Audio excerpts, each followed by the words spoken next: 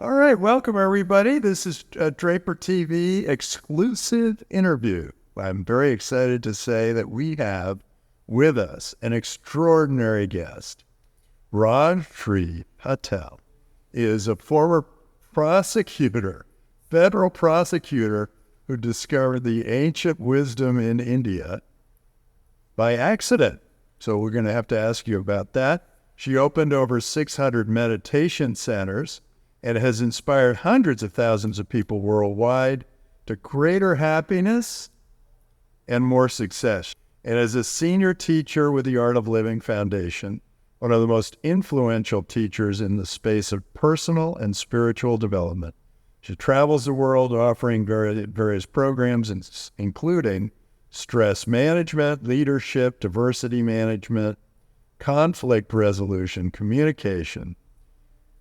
So my first question is, you're a federal prosecutor, and then you decided you would help Rajshree build this incredible network of meditation centers. What went off in your head? Well, that's like an entrepreneur's question, right? What goes off in anybody's head when they decide to go from A to B? I think the simplest answer is we all look for more in life. And it's not more things. It's more sense of self, more of how do I tap into what I'm capable of? Am I really expressing and living the life that I have? I loved law. Don't get me wrong. Being a prosecutor, it was thinking on your feet, lots of activity going on at any given moment, and you really have to show up for the moment, really show up for the moment. So I never thought I'd do anything else. But then accidentally, quote, accidentally, I thought I was going to see a musician, sitar player Ravi Shankar, who was at the time in his 70s. Oh, you thought you were going to Yes. sitar player, and you got the guru. Correct. Oh, that's the funniest Correct. thing I've ever. So life had a hand in my choice as much as I had a hand in acting on the opportunity that came my way. And I just thought, all right, I want to see what this is all about. The truth of the matter is I had never really realized until I went to that weekend program that life is driven from the inside out. I know, depending on how you're firm, how clear, you're strong, your commitment, your mindset is, to that degree you succeed. If you wallow in your worries, you don't. You have ideas, you have resources, but you don't get where somebody else who has the courage and the foresight to move forward. So that's how I got here. So do you think you were put on the earth for a purpose? Or do you think that there is destiny? It's all a perception, correct? So to me, I think you have to say it's destiny when things aren't going well so you could drop it and move forward. Do you follow what I mean? Use the perspective that works for you. And if you're stuck and you feel like I screwed this up, then say it was meant to be, turn a new leaf and move forward. When you have the potential in front of you, then say, if I give it my all, I'm going to succeed. So it's a little of both, and it's always a point of view in how you deal with the moment that's in front of you. The reason I'm asking this is my daughter convinced me to see a psychic, this woman that she really loves, who's a psychic to the stars and apparently solves crimes before they happen. But she has, among other things, she connected me with my dead mother. Things, which I was thinking was, before that, I was thinking was not really possible. I was a little skeptical.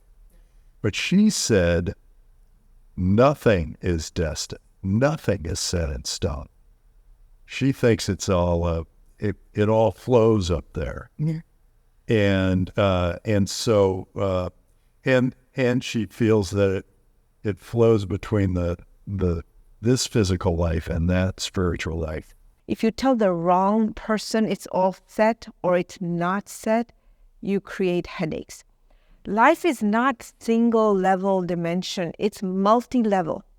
We live in our inner head. We live in our outer world. What we decide inside doesn't necessarily show up on the outside. So clarity of the moment is how you choose how you perceive life. And that creates more success, less drama, less chaos in life. So, but if you ask me a personal opinion, I think it's a little of both. To the degree you're conscious, you're aware, to the degree you can get out of your own way, which means you're conditioning the things that you've packed up and decided as a religious truth.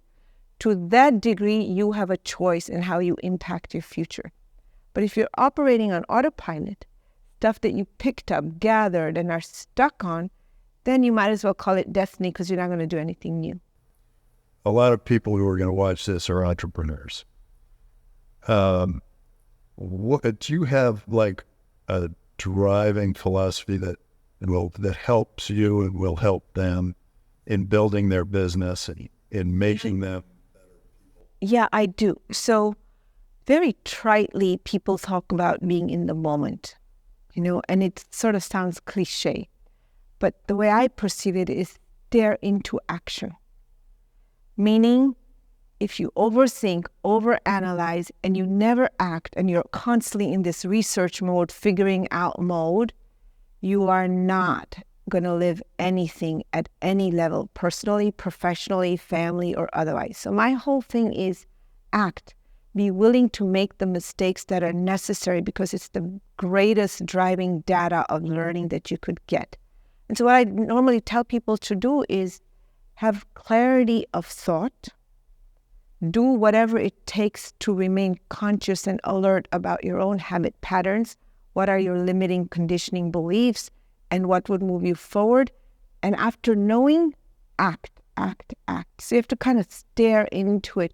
And most people are not that bold. I think a very successful entrepreneur versus someone who's lesser, it's not so much they have so much more intelligence or they have so much more resources or they're that much greater, wiser people. The big difference is who chooses to leap into action, that risk, and who does not. And the risk is never resources. In my mind, it's not, I'm risking all my resources. That's not it. They're risking their ego. How will this look? How will I be judged? I have to prove to myself. I have to prove to my family. And somebody who's very successful, go for it and are not looking back to see what others think. That may have been the best advice any entrepreneur have gotten from anybody. Okay, now let's get into your team. How do you manage your team? I have gone around the world and got to meet leaders in different countries, and I've learned something, and that is, as long as you have rule of law, the leaders who trust their people and set them free have become very successful. Their countries grow very quickly. The people are happy. They start imagining great futures. They do great things. They're those people who don't worry so much about what other people are thinking. They just act. Right. And the weak leaders are the ones who try to tell everybody what to do and try to control them and create more rules for them and pin them down. Now let's take that down to managing a business. You've got a bunch of people running all the various meditation centers, 600 of them. Well, what do you do with them? How do you manage them? How do you think about managing them? How do you lead them? If you're a leader who trusts, it begins by you trusting yourself for the obvious reasons. But if you're a leader who trusts, you let them go with it and guide and direct based on what's needed. I think building relationship is at the top of the game for everything in life. It's 90% relationship, 10% skill and talent. I really do believe that because we're not inspired by features. We're inspired by some deeper layer of connection. So for me, human values, approaching through connection, care is very much part of leadership. And that begins with knowing yourself. Most people don't know themselves. They're on autopilot. Most leaders are on autopilot. But oftentimes people mix up their roles. So I have a student when I'm teaching, he or she will come to me and say, oh my God, what we are learning here is so great for my husband. And then I have to say, so now you missed out and your husband missed out, because who should have been sitting in front of me is a student who debates, argues, discusses for their own self. but they're actually sitting there as a mother or a wife to help somebody else out. You lose. So knowing oneself is to get clear about what does this moment require me to be, and then acting from that place. So you're saying, when I ask, who are you? You're saying, I am me as I am right now. That's right. But tomorrow or 3 seconds from now or next year, that'll be me again. But it'll be a different, there will be a different environment, so you'll get a different me.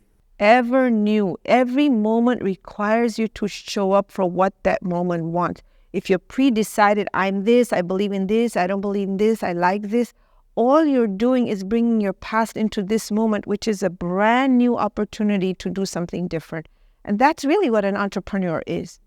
Now, you talked about being here, present in the moment, but all of business is really about projecting out and figuring out what the customer is going to want and figuring out how you can make money doing that and how you can grow and expand and distribute and all the things that you need to do.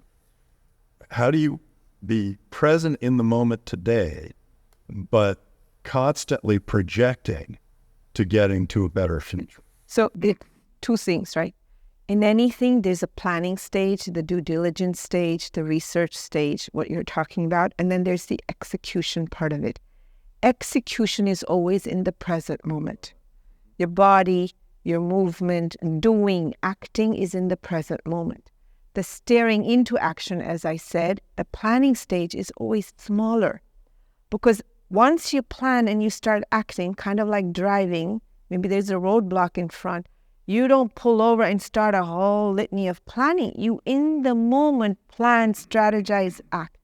And you learn your lesson, so you keep pivoting your plan. That creates more success. It's two things. Just planning, you're in paralysis. Just acting without thinking, you're going to create a swamp. What advice would you give to the entrepreneur who's going through that crisis? It's where things like becoming self-aware, meditation, certain practices of contemplation, coach, etc. come into the picture. You have to have someone who helps you get you out of your own way. And you can't manage, a drowning man doesn't save another drowning man. You need somebody on the shore to pull you out. And those are the tools that inspired me, meaning in terms of art of living and Rajshree and meditation. I noticed my practice showing up in courtroom when I first took the course thinking it was a musician. I did a weekend course. I showed up Monday morning and suddenly I was processing a file in quarter the time. What used to take me 4 hours, let's say, to put pieces together, the evidence, who's doing what, where's the gap, I could get it done in an hour. Why? Because extraneous, unnecessary, self-doubting voice had minimized.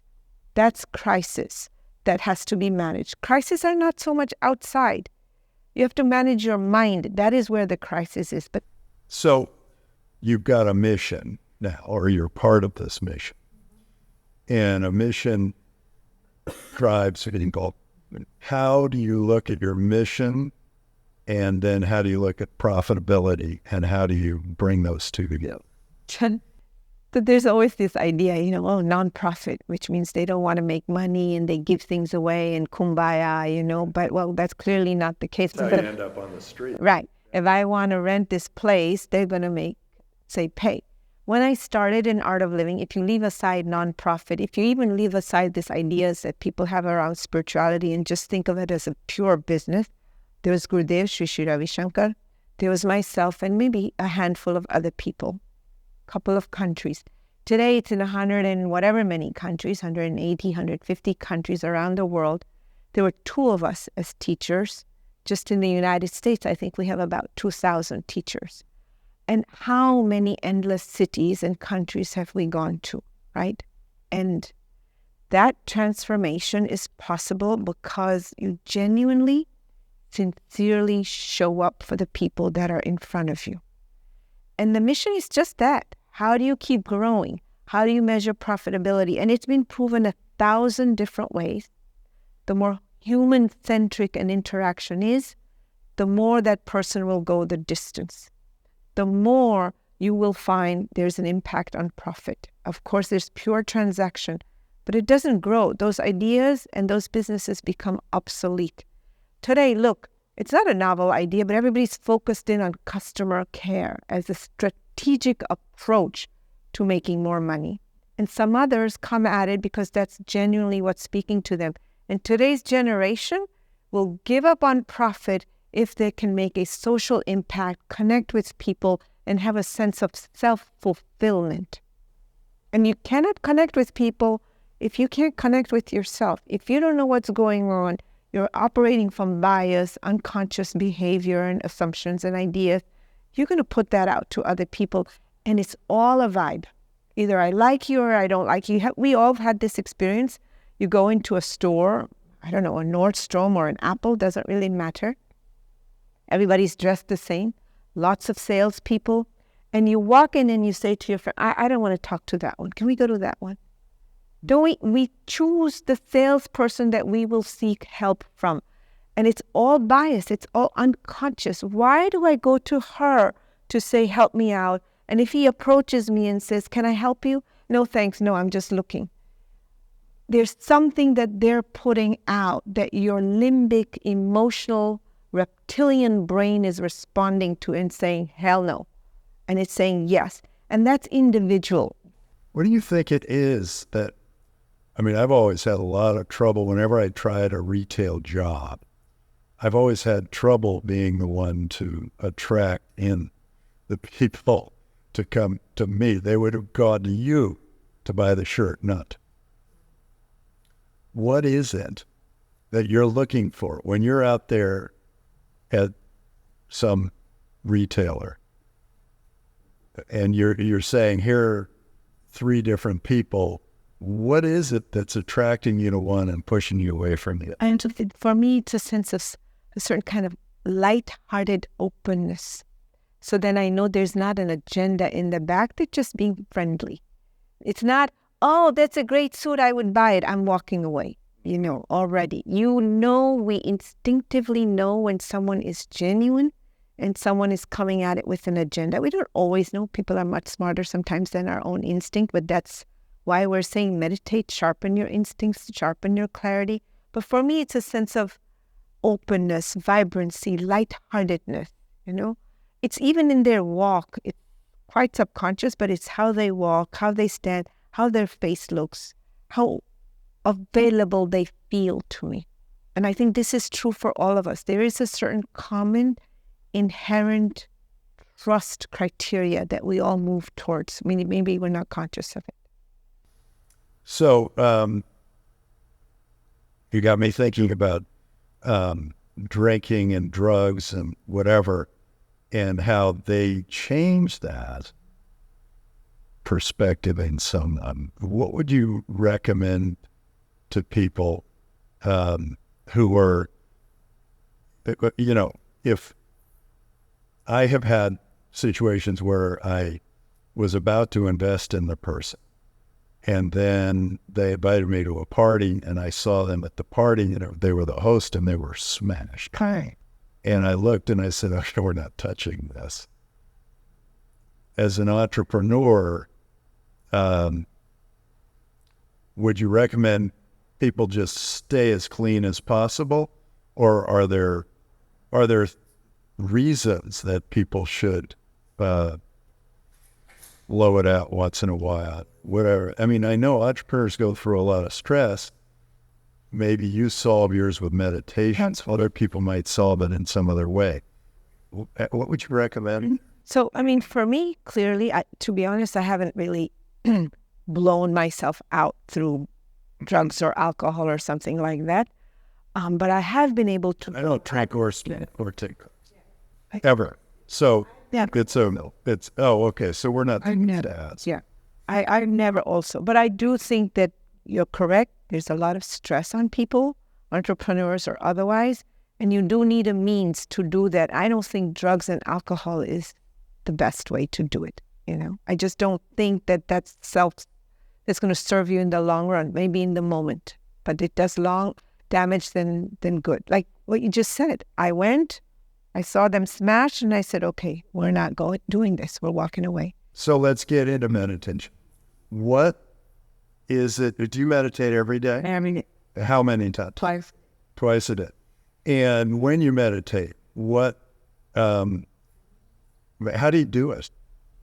Well, I mean, it takes a little bit of learning, but as a general conversation, meditation is to allow your mind to drift and to accept what is as it is. You're not trying to fix anything. You're not trying to show anything. You're not trying to prove anything, but you're just allowing your mind, eyes, senses to go inward, conserving some energy. That's what it is at some superficial level, if you think about it. Listening, looking out, touching, eating, all of this takes energy.